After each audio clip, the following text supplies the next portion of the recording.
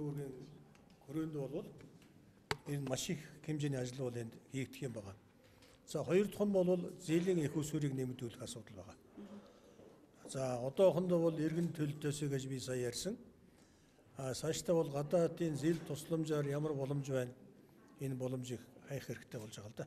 Ер нь нааштай юм сонсогдож байна уу? Тодорхойлох юм бол одоо бол 8% зээл бол олгогдоод байгаа юм шиг, олгохдохгүй байгаа юм шиг, зогсонгож байгаа юм шиг ийм байдалтай байгаад байна шүү дээ. Тийм 8% зээл бол зогсохгүй. Энэ бол өргөжлөд явнаа.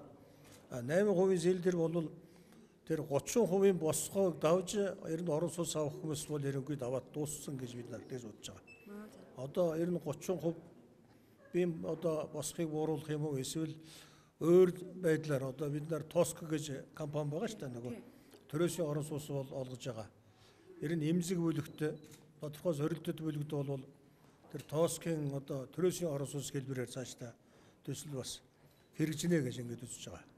Тэгээ энэ жил ер нь хэдэн орон сууц ашиглалтанд орох болцоотой юм бол 300 гаруй тэрбум төгрөг байна. Энэ жил бол нэг 10-аад мянган айл бол орон сууцтай болно. Ирэх жил бол ер нь бас энэ төвшнгөөс буурахгүйгээр болвол нэг 15 мянган айл бол ер нь орон сууцнд орох юм бол бид нар энэ барилгын салбарыг бол эдийн засгийн хямралаас гарах боломжтой юм байна л да.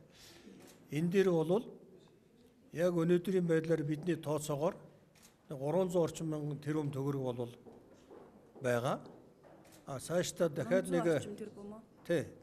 Цаашдаа дахиад нэг 300 гаруй тэрбум төгрөг бол дутагдaltaй байгаа. Энэ их усүрийн бол бид нар олох шаардлагатай байгаа.